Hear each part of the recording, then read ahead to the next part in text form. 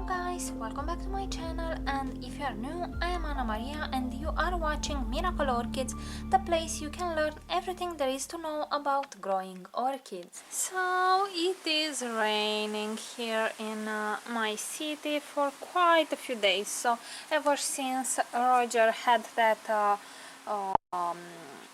hot weather, so it's been what, a month and a half, we had super rainy days, and I will do some updates, some random updates actually, because I am also growing orchids outdoors. Recently here on YouTube have been a few videos talking about that, and I want to show to you my results. Of course I also get sunburns here and there, but that is okay. Those are orchids which have been recently introduced to my collection, and I should not have put them directly outdoors, but I did take that risk. But it is a small sunburn, it's not like my whole orchid has died, but I wanted to show to you something much more happy in here.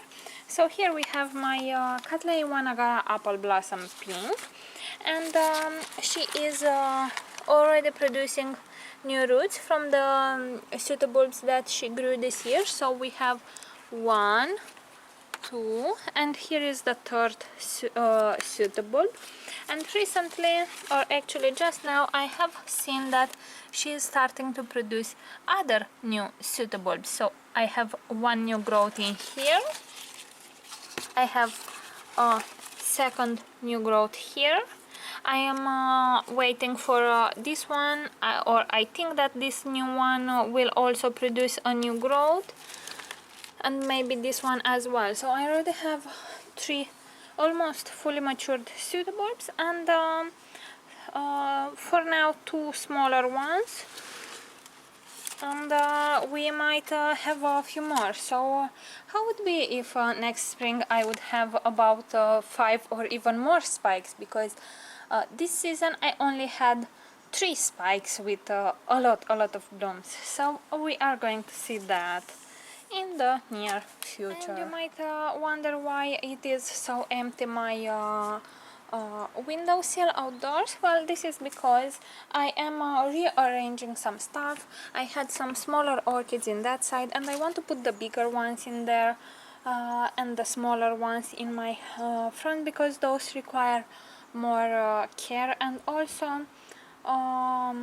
here is the most shaded area when I put the shade cloth, because I do use a shade cloth every single day when it is not so cloudy and rainy. So I do care a lot for my orchids, and when I am introducing new orchids and when I am trying to establish which is the correct moment to put the shade cloth, I am touching every now and again the leaves and see if they are just warm or they are becoming hot.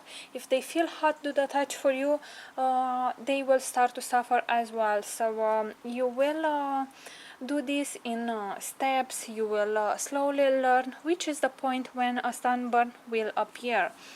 In my case, all these moments when I got sunburns, it was because I forgot to put the shade cloth on, or I was not at home, or I did not anticipated that the clouds will disperse so fast. So it was totally my fault.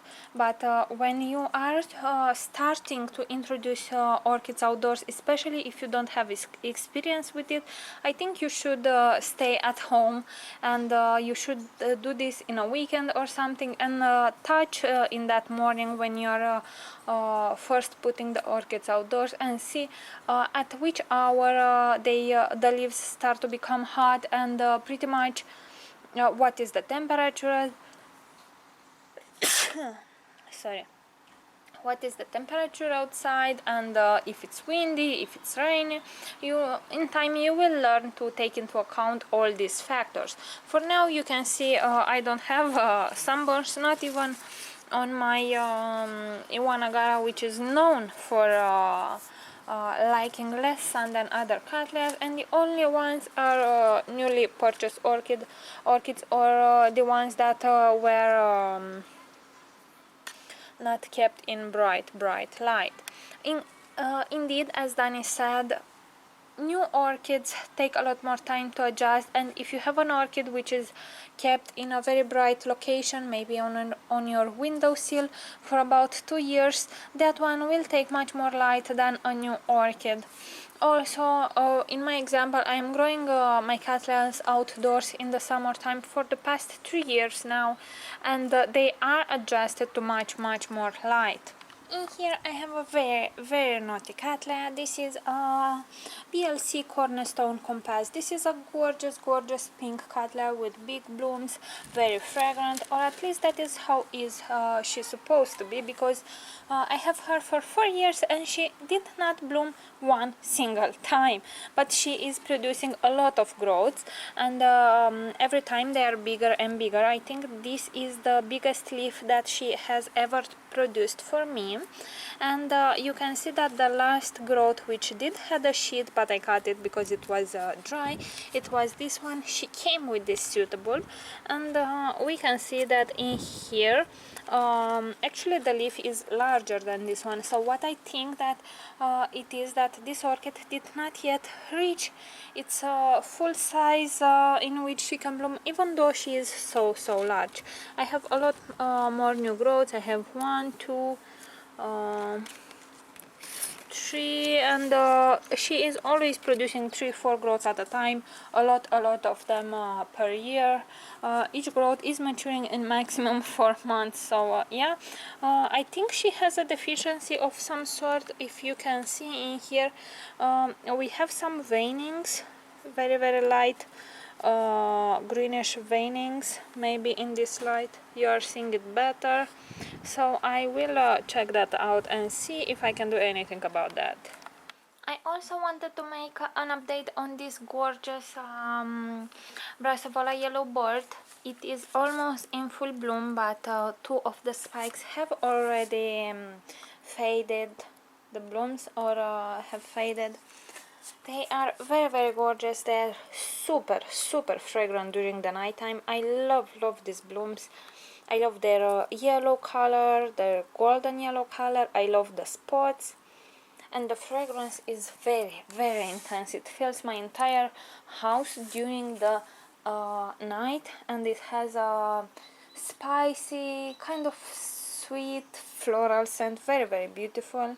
I had 2 more spikes, this one and this one, and they faded because I needed to do a thrips treatment, and all the blooms which were opened after a few days dropped. That is normal, and the ones that were only buds were not affected. But look at this. Look how many blooms we have in here. How gorgeous is that? Another orchid that I wanted to update you on, it is this Cattleya Maudiae. It is a pink one, and I have got her a few years ago from Dani, from MissOrchidGirl. I have here a tag I'm trying to take out. I think it's stuck to the pot full of algae, and I have received it in 2015, so 3 years ago. It is an OID, and it tried to bloom for me 1.5 years ago, but the buds, after they just opened, blasted, so they dropped really fast, and that was because of cold air. It was winter, but now it is summer, and she is producing 2 buds in here. She has produced the fattest suitable so far, and I need to remove this sheet from here. She has a new growth in here as well. She has 2 directions of growth for me, and it grows really nicely. I even got this orchid to adjust to higher light, which is super nice, because before I split the sheet, she was outdoors, but I want to leave the buds to open indoors.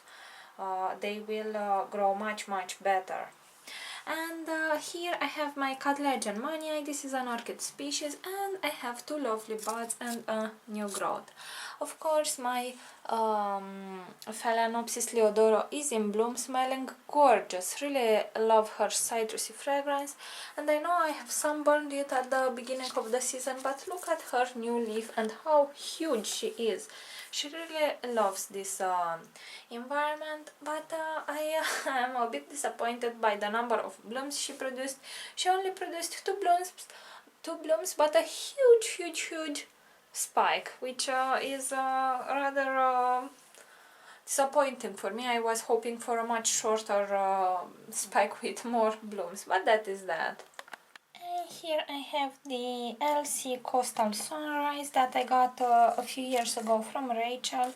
I have forgot to put the year, but I know it was in the same batch with the yellow Cattleya, and it has grown this year, this growth, and it has a sheet. And here again a new growth with a sheet. They are not yet fully sized. This is how huge the pseudobulbs can get, but at least they are recovering. This is the orchid which stayed about 30 days on transport when we had a huge heat wave back then. So I'm happy that she recovered, and she has two directions of growth. Soon enough she will be in need to be repotted into a larger pot, because this one is a bit small if she has these two directions of growth. This is a lovely orange Cattleya, and I just cannot wait to see her in bloom. Who knows, maybe I get lucky and I will have some blooms this year as well. And back there, I'm not sure if you can see it. It's too much light for me to actually see what I am showing to you, but there is my cherry baby, and it has two spikes, one in here and one on one of the other growths. Hopefully I will get even more, so my whole house will smell like chocolate. Another orchid that I wanted to update you on, it is this gorgeous and little Paphiopedilum seedling. I have received this orchid, I don't remember, about 2 or 3 months ago from Corina from Canada. This is a Paphiopedilum sanderianum crossed with Hangsheng Cape Hangsheng. So it's quite an interesting one. It came to me rootless because it stayed a lot on transport and the older roots died. Right now here I have a new leaf, but I wanted to show to you how well it has responded to being in live moss. This is actually a semi-hydropod and usually I leave some water at the bottom so the moss always stays moist.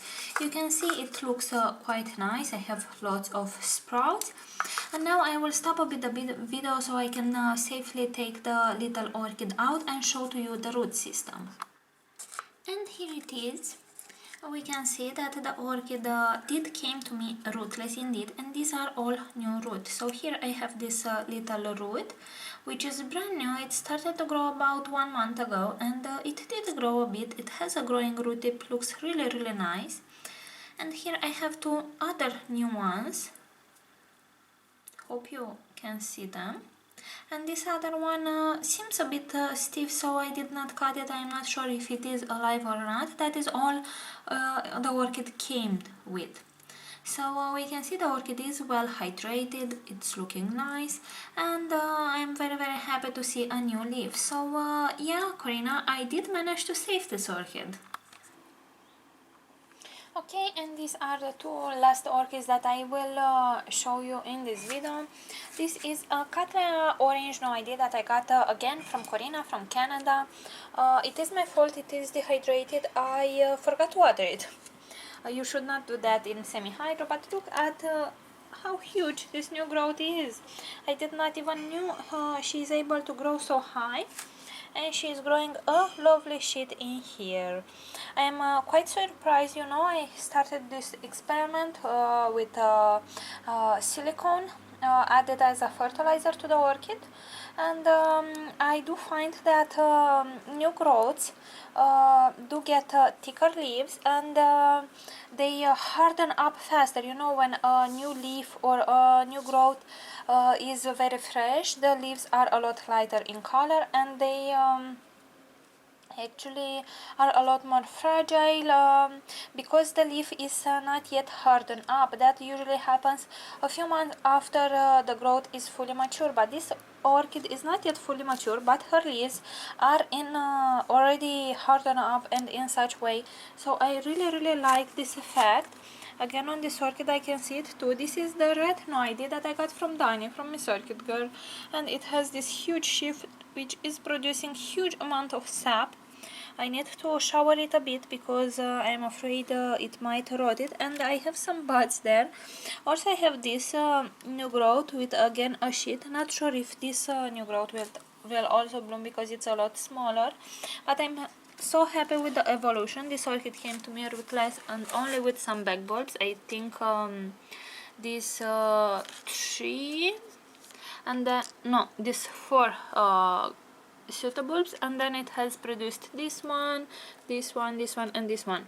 So that is quite nice. This orchid also has, or should, it doesn't have it anymore.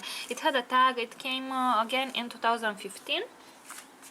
And finally I will see it in bloom. I know, oopsie, I know this orchid is very fragrant, so I'm super excited to see that. And I forgot, I wanted also to do an update of this Paphiopedilum orchid I got from Dani. You know, she didn't know her ID because it did not bloom for her. Well, it did for me. It is the green jade, I don't remember. I think I wrote a tag. I should have at least, I forgot to write. I will write now a tag. It has these 2 new fans. This from the middle bloomed in the winter, and these are the 2 new fans. This is a sunburn because I have recently moved it into higher light, and this leaf touched the this thingy. Okay, so it really likes my environment. I do need right now to water all my orchids. They are dry and they should not be. It has been very hot. We had about 30 to 35 Celsius sometimes, and I was super busy. I did not water them, but I will. So okay guys, this is pretty much all for today. If you have any questions, please leave them in the comment section below. Thank you very much for watching, and see you all next time.